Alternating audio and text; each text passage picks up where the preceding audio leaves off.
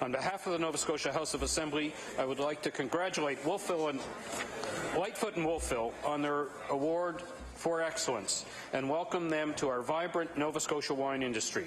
Wine lovers everywhere are looking forward to their official opening in the summer of 2017. Thank you, Mr. Speaker. Just before we move on to oral questions put by members to ministers, I want to remind the member for Pictou East that member statements should not be used to question any other member's integrity, honesty, intelligence, or character. So I'm going to disallow that member statement, and we'll now move on to oral questions put by members to the ministers on the other side of the House. We'll now move on to oral questions put by members to ministers. The Leader of the Official Opposition. Thank you, Mr. Speaker. My question is to the Premier. The strike countdown for Nova Scotia students, parents, and teachers continues. Last week, the teachers formally asked for mediation in a hope that they could settle their impasse with the government without a strike. Mr. Speaker, mediation is a reasonable way for the government to end this impasse. It is certainly better than a strike. Will the government agree to mediation with teachers? The Honourable Premier. Thank you, Mr. Speaker. As the Honourable Member know, the Teachers Union has reached out to the Department of Labour. They are looking at that request, but I do want to remind the Honourable Member and all members of this House, and indeed across the province, that as that process is unfolding, we have continued to listen to teachers, and today the Minister announced that we were putting on hold all of the data collection that takes place in classrooms across our province as a show of good faith as we enter into our negotiations on our conversation on the show of good faith as we enter into our meeting on the 10th of November, and we look forward to coming together with the union to make sure that we deal with those issues teachers are talking about in the classroom. The Honourable Leader of the Official Opposition. Well, Mr. Speaker, come on. The Minister of Labour is right there, 2 seats down from the Premier. All he has to do is let her know the government's okay with mediation. She knows in writing that the teachers are okay with mediation, and they can get on with mediation. Rather than calling press conferences, Mr. Speaker, and try and run the school system by press conference, they can actually do something positive for our classrooms in front of a mediator, Mr. Speaker. That's what has to happen now. Every day that goes by, we are a day closer to a strike, and we still see political games from the Premier and the government, Mr. Speaker. Will the Premier turn 2 seats down to his left and tell the Minister of Labour he's okay with mediation so we can get on with fixing this impasse? The Honourable Premier. Mr. Speaker, as the Honourable Member knows, the Department of Labour has independence, Mr. Speaker. Every part across this province would recognize and would support that initiative, and it's unfortunate that the Honourable Member thinks that improving the learning environment and working with teachers across this province isn't up to his high standard, Mr. Speaker, but I'm going to tell you, teachers across this province have appreciated the fact that we listened to them and are now acting. The Honourable Leader of the Official Opposition on his final supplementary. Mr. Speaker, the high standard we want from the Premier is to work out his differences with teachers at a negotiating table. They call press conferences, Mr. Speaker. They give the teachers 5 minutes notice of what they're doing. That's not only disrespectful, it puts us closer to a strike, Mr. Speaker. If the Premier doesn't want mediation, he should just say so that parents and students can see for themselves what a mess this government has made of something that could easily be worked out with the help of a mediator, Mr. Speaker. Come on. What's the downside? I'll ask the Premier, what does he have against a mediated settlement? The Honourable Premier. Speaker, again, I want to thank the Honourable Member for the question. I want to tell him we've listened to teachers across this province. The announcement today, Mr. Speaker, was a recognition of what they've been telling us. We've listened. On the 10th of this month, Mr. Speaker, we'll be reaching out with the unions and school boards across this province to ensure that we continue to move forward to answer the concerns that classroom teachers have brought to us. The Honourable Leader in the House for the New Democratic Party. Mr. Speaker, my question is to the Premier. Mr. Speaker, this government was elected on a promise of a doctor for every Nova Scotian. We are now 3 years into the government's mandate, and they are just now compiling a centralised waiting list for thousands of people who do not have a family doctor. The member from Clare Digby has suggested it will take up to 10 years for this government to live up to their election promise. Mr. Speaker, will the Premier tell Nova Scotians if they have to wait till 2026 to get a family doctor? The Honourable Premier. Mr. Speaker, I want to thank the honourable member for the question. We're continuing to work with healthcare providers across our province to provide a collaborative team approach. Healthcare providers themselves have told us that's what they want, Mr. Speaker, is a new healthcare delivery model, one that they told the previous government about, which was ignored. We're listening to them. We're working with them to ensure, Mr. Speaker, that not only do we have physicians in communities across this province, nurse practitioners, dietitians, social workers working in a collaborative way to look at the holistic view of health of our citizens. And again, I want to acknowledge the member from Clare Digby, who's done an outstanding job representing his constituents in this House. The honourable leader in the House for the New Democratic Party. Mr. Speaker, the community of Weymouth tried to plan ahead. They knew that the doctor was retiring and they tried to put a plan in place. It was after the doctor had retired that the health authority told them they could no longer be issued a billing number for a doctor in Weymouth. Families and community deserve to know what their government plans to do to keep their promise of a doctor for every Nova Scotian. Mr. Speaker, will the Premier table a list of the communities like Weymouth that will not have access to a doctor? The Honourable Premier. Speaker, I want to thank the honourable member for the question. I want to tell him there's a physician now in that community working with a nurse practitioner, providing care to those citizens, Mr. Speaker. We know as we look across this province, there's more work to do. That's why the minister announced recently around family practice nurses, nurse practitioners, 22 that will be dispersed across the province to enhance collaborative care teams, providing services to 14,000 other Nova Scotians. We're going to continue to work along with our healthcare providers to make sure that we provide the working environment they want to work in and in communities across this province. The honourable leader in the House for the New Democratic Party. Mr. Speaker, this is a serious issue, but the Premier doesn't seem he wants to think that he has any answers to these questions. He doesn't seem to think he owes Nova Scotia an explanation. We've heard him about the experience in Weymouth, and we've heard about officials from the Nova Scotia Health Authority that some communities will no longer have a family doctor. Mr. Speaker, is it the position of this government that some communities in this province will no longer have a family doctor? The Honourable Premier. Mr. Speaker, again, I want to thank the honourable member for the question. Again, I want to remind him and tell him we're working with physicians, healthcare providers across the province to provide a collaborative practice approach in communities across Nova Scotia. We're seeing positive signs in communities.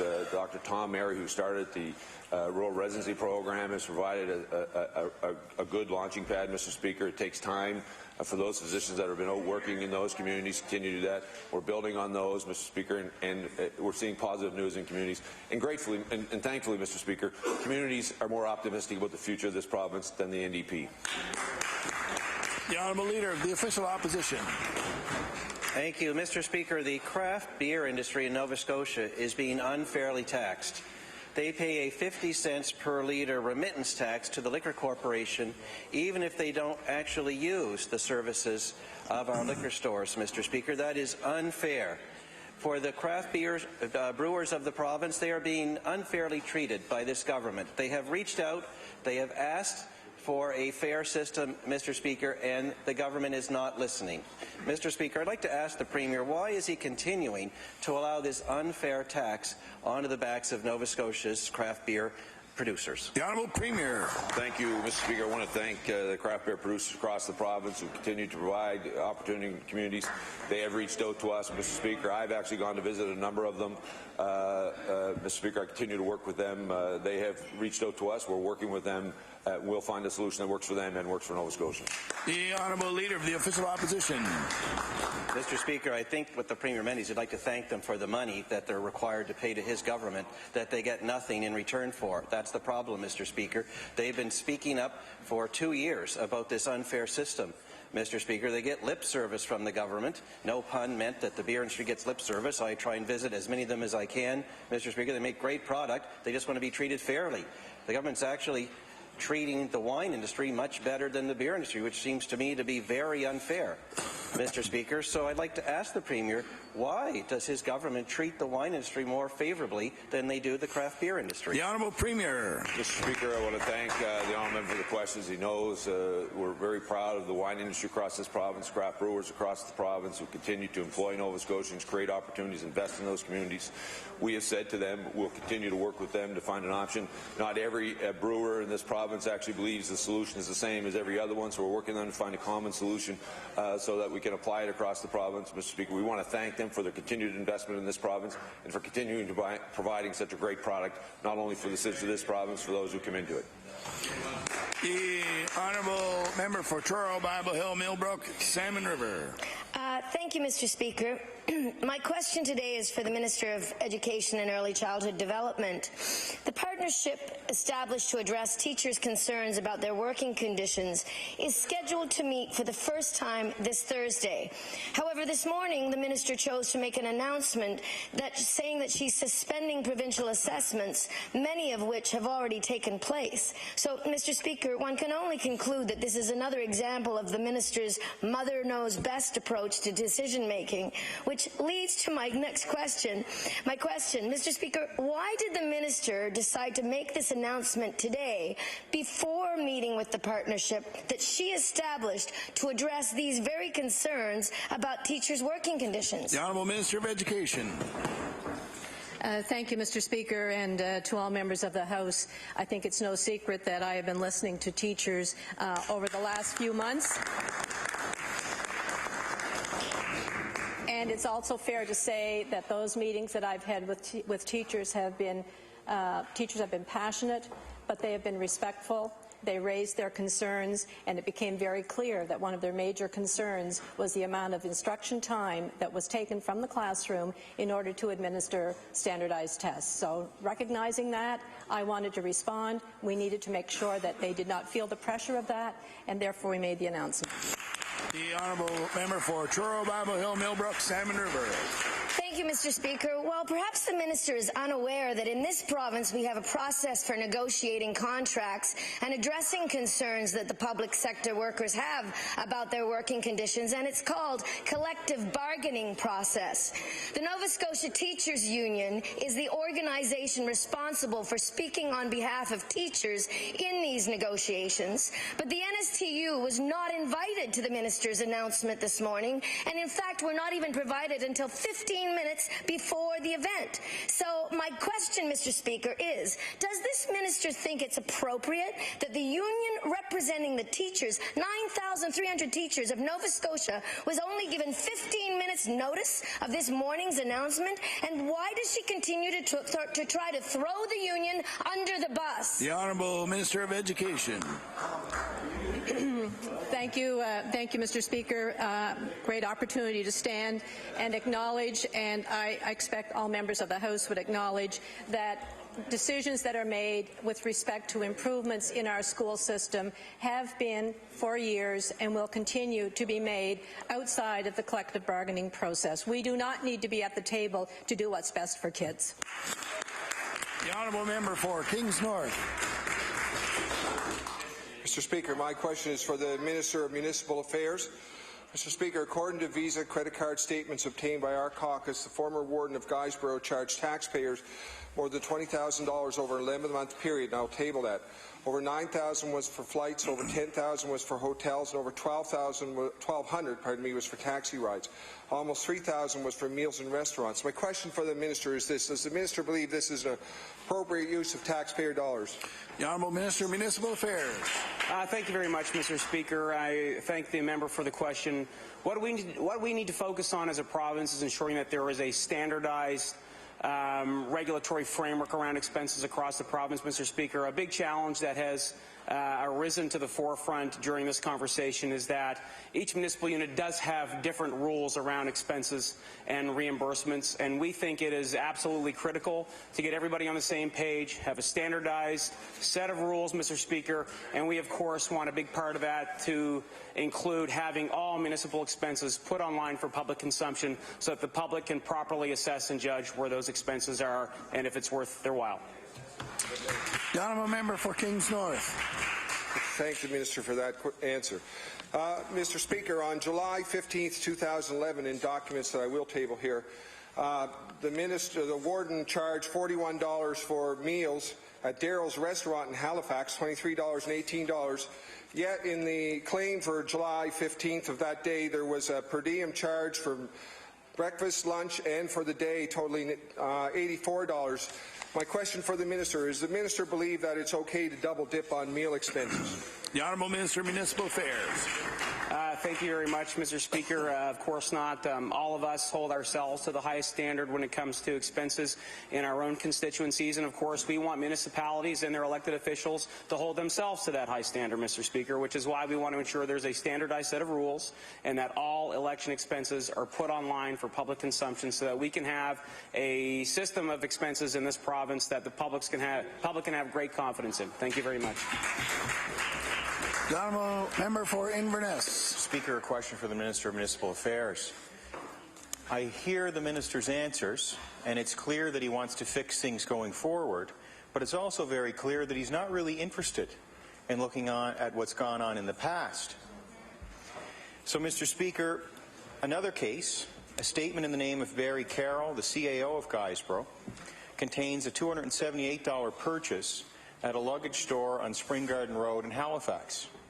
Does the Minister feel the people of Guysborough would find it acceptable to be paying for what appears to be Mr. Carroll's personal luggage? The Honourable Minister of Municipal Affairs. Thank you very much, Mr. Speaker. I think the people of Guysborough County, I think the people of Richmond County, I think the people from every single municipal unit in this province would like to see their municipal expenses online so that they themselves can judge for themselves the value of those expenses. Thank you very much. The honourable member for Inverness. Mr. Speaker, I think people in Guysborough and Richmond would actually take exception to that comment. I think they want to know what's gone on in the past. In the case of Richmond, it wasn't until citizens got the Ombudsman involved that the Minister and the government decided to act. So, Mr. Speaker, in Guysborough we're seeing the same pattern of what appears to be Liberals protecting Liberals at the expense of taxpayers. So, Mr. Speaker, there's a lot of smoke here, and where there's smoke, there's fire. Must we bring out a daily laundry list of inappropriate expenses before the Minister acts by conducting a forensic audit on Guysborough County? The Honourable Minister of Municipal Affairs. Thank you very much, Mr. Speaker. I have patiently sat in this House and listened to that member present his account of events that just so happened to be in line with his partisan intentions, Mr. Speaker. I have seen that member argue in favor of having the executive branch of government interfere with independent investigations, Mr. Speaker, and I've listened to that member level personal attacks on the characters and integrity of members of this House, Mr. Speaker. And I wonder if that member realizes that when he disrespects a member in this chamber in that way, he is not just disrespecting that member, he is disrespecting the people that have given them the confidence to sit in this seat. And, Mr. Speaker, in the case of the member from Richmond, who has been given the confidence of his constituents for 6 consecutive elections, Mr. Speaker, who has served that community faithfully for 20 years, I do not think that's appropriate. And, Mr. Speaker, I know that that member considers himself to be judge, jury, and executioner in all events related to this, Mr. Speaker, but it's for that reason that I call him Trump, and it has nothing to do with a comb-over, Mr. Speaker. The Honourable House Leader for the New Democratic Party. Thank you, Mr. Speaker. My question is for the Minister of Labour and Advanced Education. The women and men who work in the newsroom at the Chronicle Herald have been off the job and on the picket line for over 10 months, Mr. Speaker. Negotiations with their employer broke down once again this Friday. It had been the first time in 6 months since they both met at the bargaining table. Now the union representing these workers have launched an unfair labour practice complaint against the company. Its members have offered drastic concessions to wages and benefits, but the Herald is still refusing to make compromises of its own. So I'd like to ask the Minister, will her government offer an industrial inquiry board in an attempt to resolve this labour dispute? The Honourable Minister of Labour. I want to thank the honourable member. If a party to a negotiation feels that the other party is behaving inappropriately during that negotiation, there is a process available to them. They can make a complaint to me, and I will send it to the Labour Board. Thank you. The Honourable House Leader for the New Democratic Party. Thank you, Mr. Speaker. This strike has gone on for far too long, Mr. Speaker. These are men and women who work hard in our province, many of them for decades, for the Herald, Mr. Speaker. But we know the Minister has taken the stance of being neutral in these labour disputes. But, Mr. Speaker, her government hasn't taken that stance. We continue to see the government of the day continue to place ads in the Herald. This just adds to the fact that these workers will remain on the street. So I've asked the Premier in the last session, I'll ask the Premier again, will the Premier stop placing ads in the Herald and ensure that these workers have a fair chance of getting a negotiating, bargaining event, Mr. Speaker, so that they can get back to work? The Honourable Premier. Mr. Speaker, I want to thank the honourable member for the question. I too share his concern. This strike has gone on for a long time. We want to see a resolution to this, Mr. Speaker, but he knows there's a process. If one of the sides feels that they've been treated unfairly, they can appeal to the Minister of Labour, who then would respond. And Mr. Speaker, we have used every medium to reach out to talk to Nova Scotians, to promote to Nova Scotians. He would also know a member of his own caucus, a member from Truro, Bible Hill, when she was running against you in the leadership, actually used that paper to communicate to Nova Scotians. Mr. Speaker, so we use that. I will tell him, Mr. Speaker. I will tell him, Mr. Speaker, that we are doing less advertising in that paper than previous governments. The honourable member for Dartmouth East. Thank you, Mr. Speaker. On May 5th, during budget estimates, I raised with the Minister of Health an issue regarding inconsistency of mental health services in Nova Scotia's ERs. The Minister responded that Dr. Linda Corey was reviewing the issue and she would soon report back her findings, and further, that would be followed by the Minister releasing a timeline for implementation of her recommendations. Mr. Speaker, it's been 6 months. When can we expect the results of Dr. Corey's review, and when will the Minister announce his timeline and action plan to address problems of inconsistency in mental health services in our ERs? Honourable Minister of Health. Thank you very much, Mr. Speaker. I thank the member for raising an important question on the floor today. In terms of the health services planning for the province and looking at where further work for mental health needs to occur, that report now will be presented to me within a matter of weeks, and I look forward to getting that report, but more importantly, acting on its plan for the future. The honourable member for Dartmouth East. Well, Mr. Speaker, I think we all look forward to seeing that report. The one thing the Minister also said was that he planned to speak to Dr. Corey soon, that was 6 months ago, to identify the highest need areas in the province for acute and day-to-day mental health issues. Given that was 6 months ago and he said he wanted to do that so he could take action right away, what areas of the province did Dr. Corey tell the Minister have the highest needs for acute and day-to-day mental health care? The Honourable Minister of Health. Thank you very much, Mr. Speaker, and I thank the member for that question. And it's one that, in fact, I was reviewing just today with Bell Canada and their new program that they have launched for the next 5 years. And I've asked them to look at what is that very, very important area, an area that needs a lot of help, and that is the transition years of 19 to 25 years of age. The honourable member for Inverness. Mr. Speaker, a question for the Minister of Justice. This morning, the Minister was kind enough to facilitate a tour for a number of us to attend the Central Nova Scotia Correctional Facility, otherwise known as the Burnside Jail. And Mr. Speaker, it was a very educational experience. One of the things we did learn about was drugs and contraband, and you can see when you're coming right into the jail all the efforts, the steps that are taken to try to prevent those things from coming into the jail. And we learned about the searches that are made on people who are coming in as inmates. But Mr. Speaker, those searches can only go so far. Has the Minister looked into what technology might be available to scan inmates who may be concealing drugs inside their very bodies? The Honourable Minister of Justice. Thank you very much, Mr. Speaker. And today it was a good chance to see the facility at Burnside and get to have a glimpse into how it's operated. And no question, Mr. Speaker, it's a great concern to us about contraband, particularly drugs that get into the jail. There are every effort made at present, as you could see today, every effort being made to prevent that. And, you know, perhaps I can say more in the second answer. The Honourable Member for Inverness. Well, Mr. Speaker, I think some of the inmates are likely looking for an escape, and they don't have much in terms of freedom in there, as we wouldn't expect them to have it. But I think they're looking for an escape, but drugs can create safety issues for staff, for the inmates themselves, but also for the public that's not even inside the facility. Mr. Speaker, people are getting served intermittent sentences. They're serving intermittent sentences, so they're coming in and out of the facility to serve on weekends. And this can lead to threats made against their family members if they don't smuggle drugs back in on the next day that they're coming in to serve that sentence. So, Mr. Speaker, my question,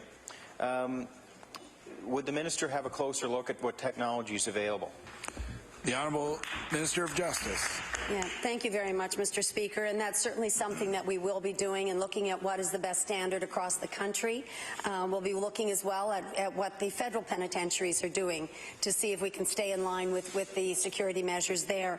But I think an important point that should be raised today is that we are also working very hard with the Department of Health to provide for naloxone, I think is the name of the drug, which will help. Is that the right one? Naloxone. To help in the cases of overdoses so that we'll be able to respond should that occur within our jails, because we think that that's a big concern and it's part of our opioid response. So I think that's important. Thank you. The Honourable Member for Pictou Centre. Thank you, Mr. Speaker. Mr. Speaker, I'll direct my question to the Premier. Mr. Speaker, the Liberal Party launched a Facebook ad recently showing happy teachers and smiling children. It turns out, according to media reports, those photos were taken by an Estonian photographer, likely of Estonian children and teachers. Estonia, a country in northern Europe, Mr. Speaker, gained its freedom from the Soviets in 1991. Children and teachers are very happy because Estonia has actually made an investment in their education system, investments that make positive changes in the classroom. They offer early childhood education for free beginning at 18 months. All students receive a free lunch and classroom sizes are capped at 18. My question to the Premier, why didn't the Premier use photographs of Nova Scotia teachers and students in the ad? Mr. Speaker, perhaps he couldn't find any who were happy or smiling due to recent developments in education. The Honourable Premier.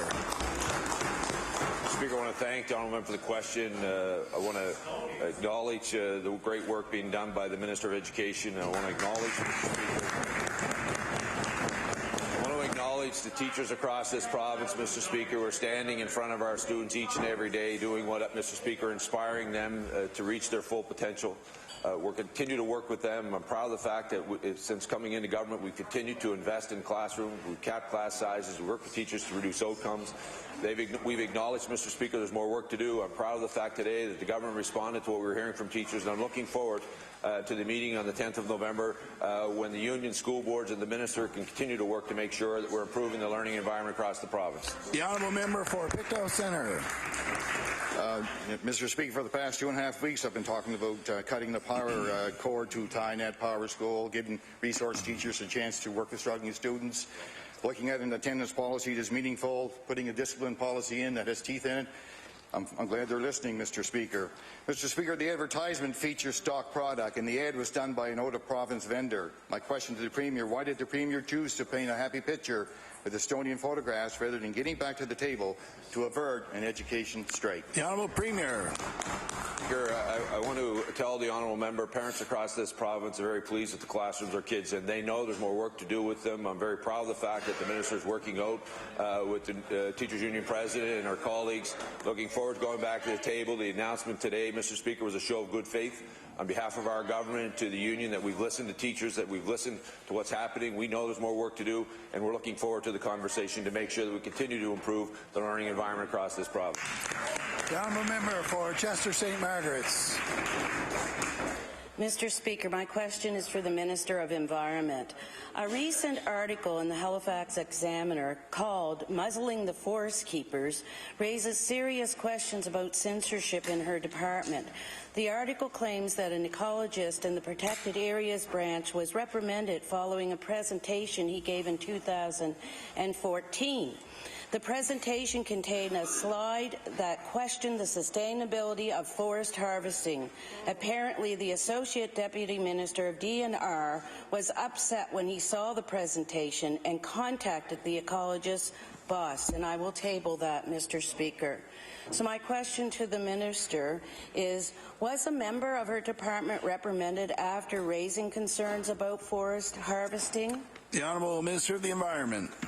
Thank you, Mr. Speaker, and what a great opportunity this is for me to share Nova Scotia's. And first of all, pardon me for my speech. I've got a rotten cold today, so it's really going to affect my thought process even. But anyway, I want to actually commend Nova Scotia for the great job they're doing. We're on target to protect up to 13% of our forests. You know, this is a big success story for Nova Scotia, and I know that there have been concerns about areas that have been cut near federal parks and near provincial parks, but I can assure all Nova Scotians that there will be no clear cutting done on any provincial park properties. The honourable member for Chester St. Margaret's. Mr. Speaker, I wish the minister would answer the question if the staff person was reprimanded and the 13% protection was done under the mandate of the NDP government. This article raises the question of what happens when there is a conflict between the Departments of Environment and Natural Resources. Apparently there's some tension around forest harvesting. The Minister of Natural Resources has defended the government's decision to step away from the 50% clear-cutting target. However, we have not heard from the Minister of Environment on this issue. So, Mr. Speaker, I'd like to ask the Minister, what is the position of her department on DNR's decision to step away from the clear-cutting target set out in the Natural Resources Strategy, and did the member from her department get reprimanded? The Honourable Minister of the Environment.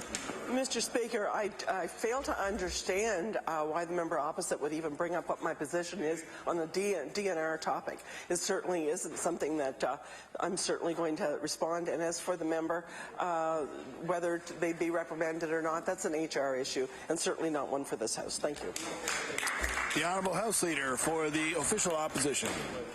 Mr. Speaker, my question is to the Minister of Health. After the Nova Scotia Health Authority contact line failed, the government launched another new way to find a family doctor. The thousands of Nova Scotians without a family doctor are now required to call 811 to get on a waiting list.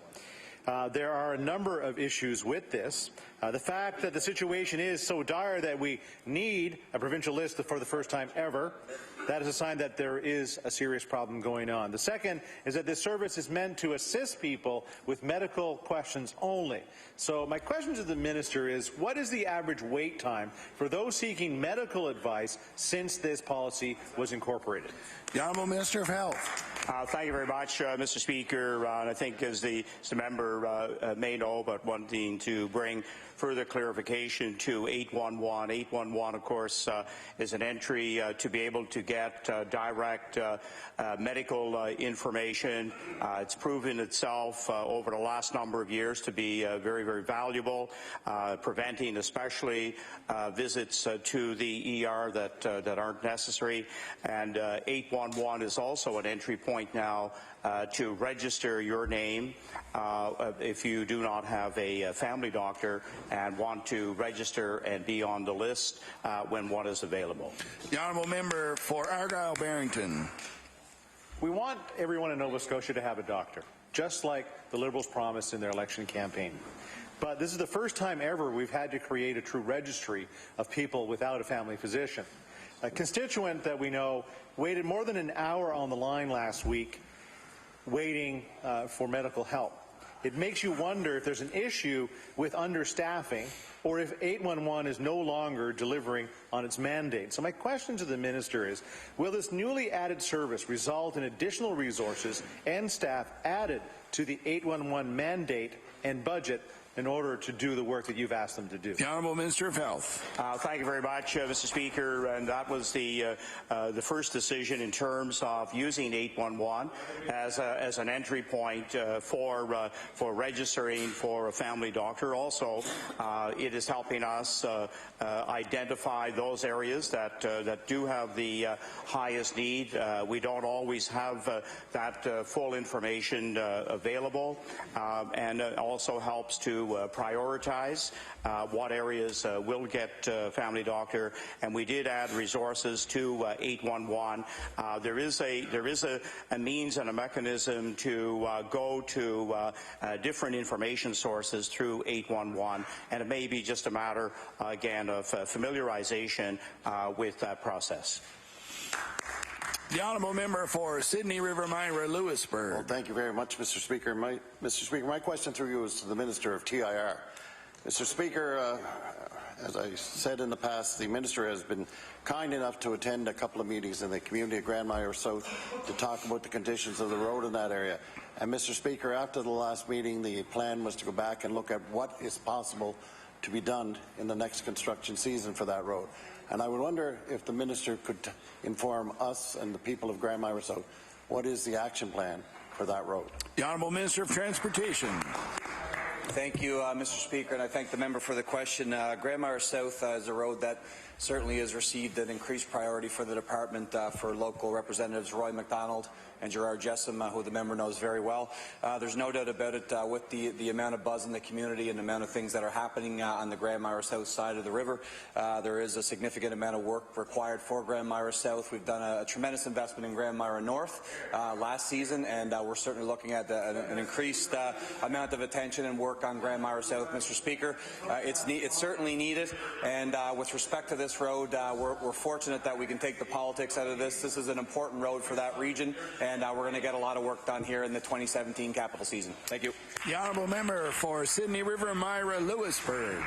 I want to thank the Minister for that answer, and I would like to follow up with a question about a road that he may be familiar about, and it's called the New Boston Road.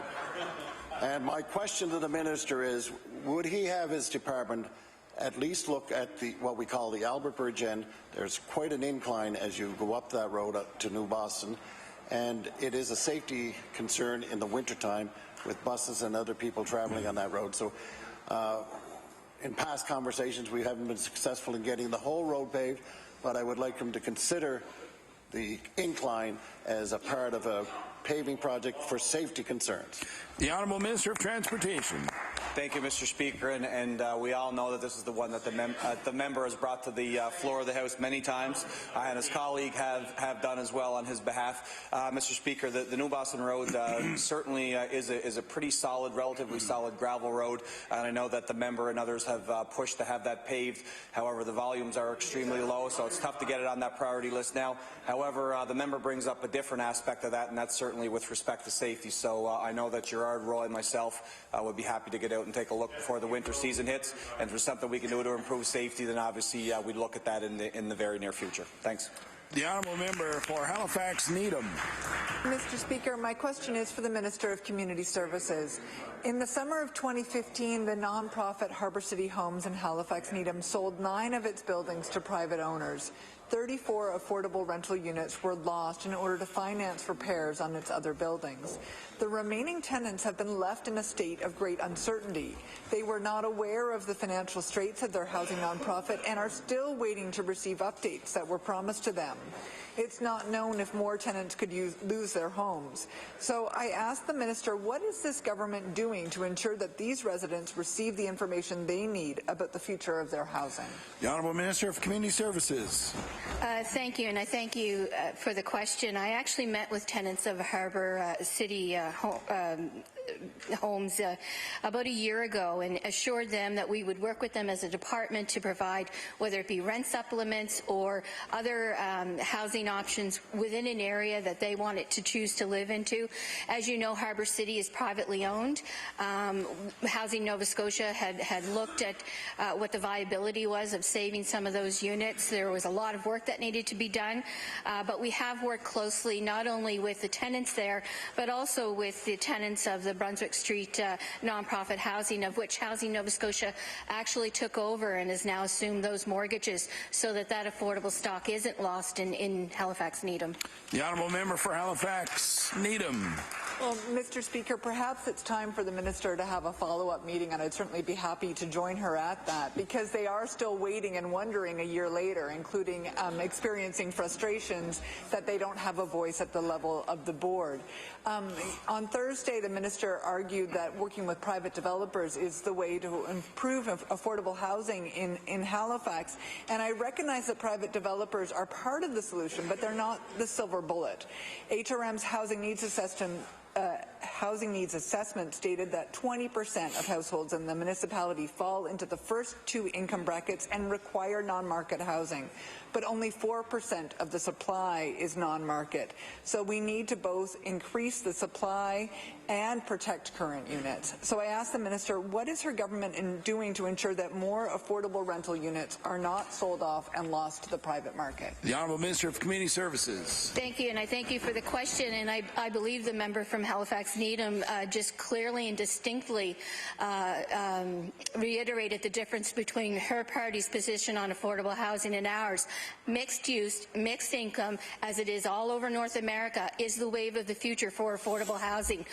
We are working with private developers in HRM in every hamlet in this province to ensure that mixed use, mixed income is happening. And I'm actually doing it in her riding, which will be announced in the near future, but in constituency, sorry.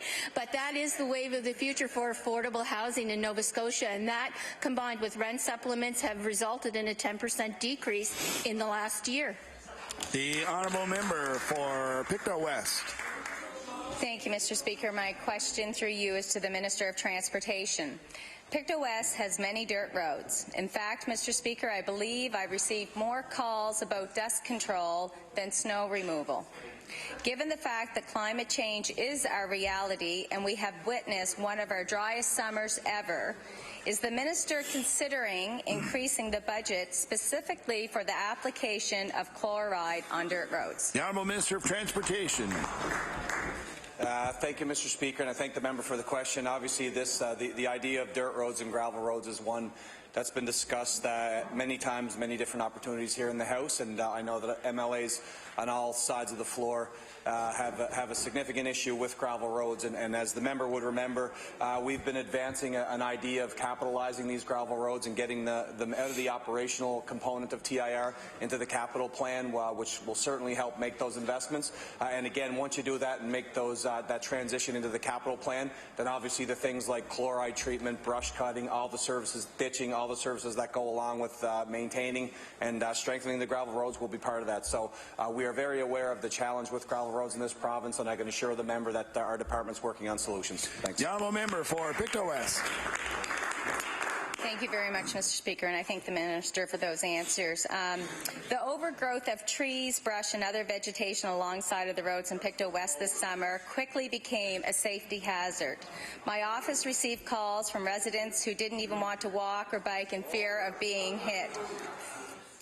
One elderly lady called my office in tears as she almost hit an individual on the Caribou Island Road because the grass grew to over 5 feet.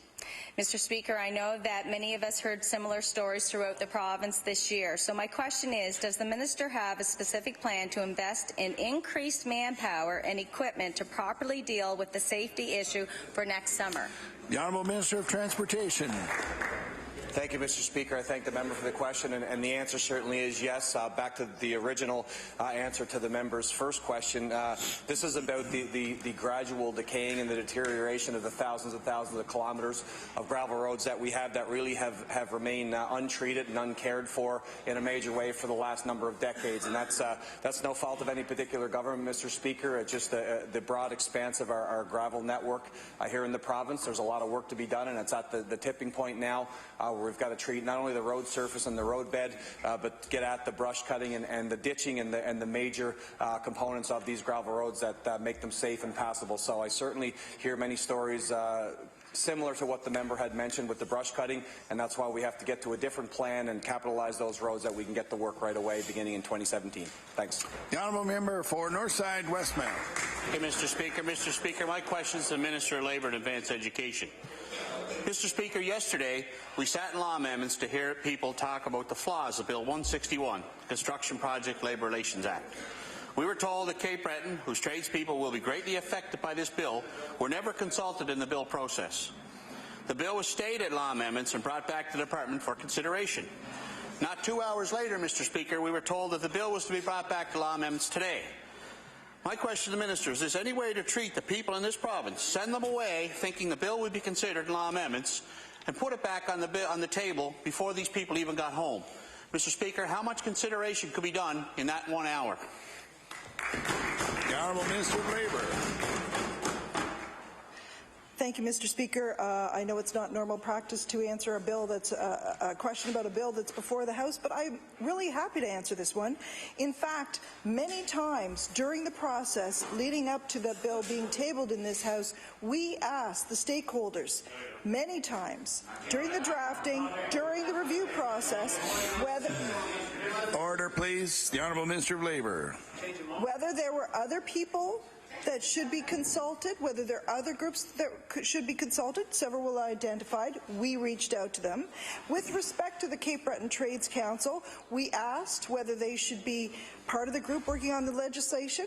Since the lawyer for the mainland trades was also the lawyer for Cape Breton Trades, he agreed to contact the head of the Trades Council and discuss the issue with him.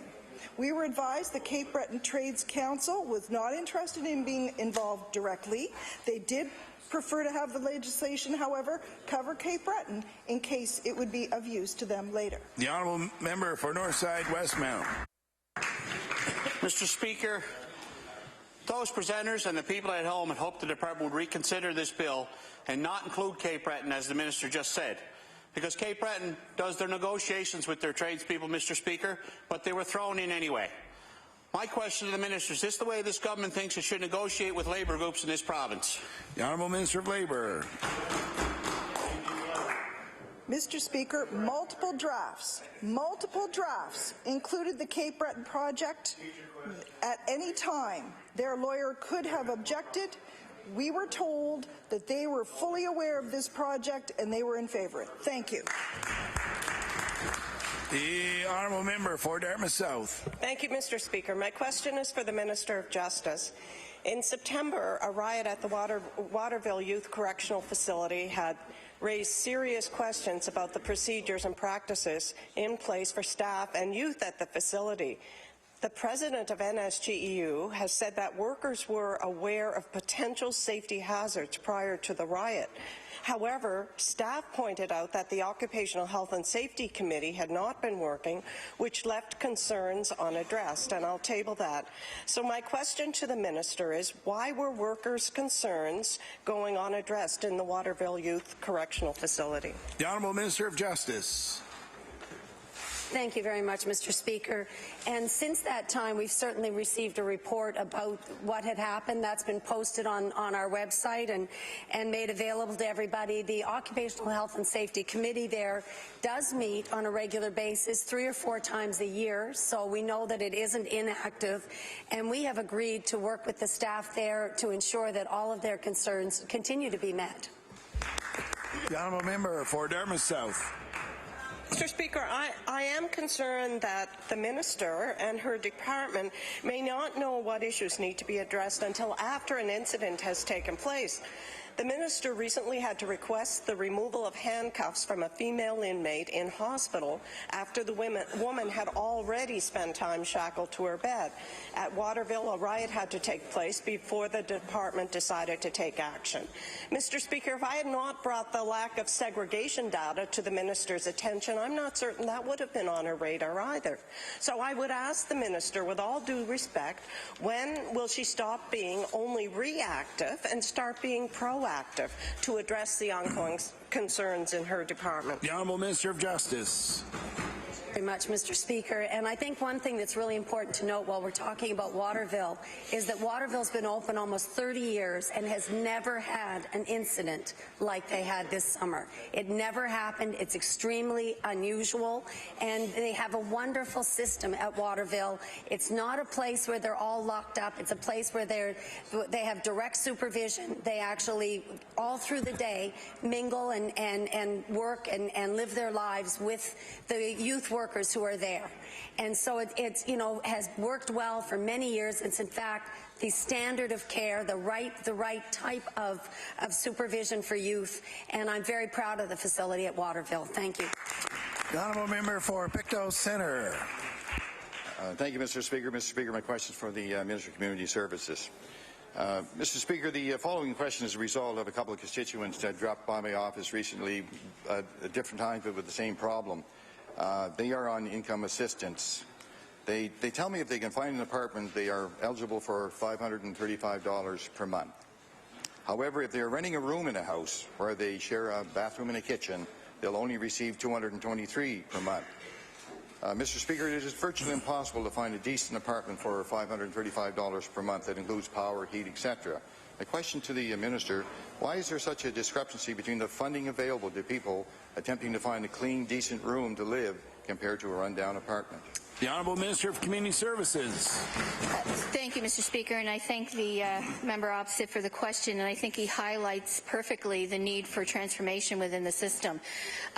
Telling people where they cannot live based on a specific sum of is been a practice of the department for decades. It's paternalistic. It doesn't meet the basic needs of people. And when we go out and speak to our stakeholders again this month, we'll hear those stories again. And it's all part of the transformation that we're very much well entrenched in right now, and we'll be announcing changes in the coming year. The Honourable Member for Pictou Centre. Thank you, Mr. Speaker, and I thank the Minister for that answer. With the shortage of apartments at this cost in our area and other areas across the province, rooming becomes a viable option. Some rooming houses across the province have been grandfathered, and if you live in one of those, you will receive the full amount. These two constituents feel they are being punished because they have to leave a clean, affordable living situation to find an apartment that will not improve their self-esteem or provide improvements in their daily life. My question to the Minister, and I believe the Minister practically answered this, but in these two cases, by the way, the owners of the rooming house are not related to these constituents. Will the Minister review this policy and perhaps make the necessary changes to help Nova Scotians in need of a better place in which to live? The Honourable Minister of Community Services, who is out of time, will now move on to government business. But just before we do that, the Honourable Minister of Education on an introduction. Thank you, Mr. Speaker. I appreciate the opportunity, and I would like to draw members' attention to the gallery opposite, where we have visiting us the President of the Nova Scotia Teachers Union, Liette Doucette. I would ask you to stand, Liette, and thank you for your contribution to kids in this province.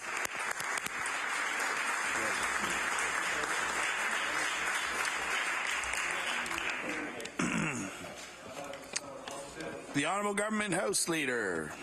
Thank you, Speaker. Speaker, I move that you do now leave the chair and that the House resolve itself in the Committee of the Whole on bills. The House will now recess for a few minutes while it resolves itself into the Committee of the Whole House on bills.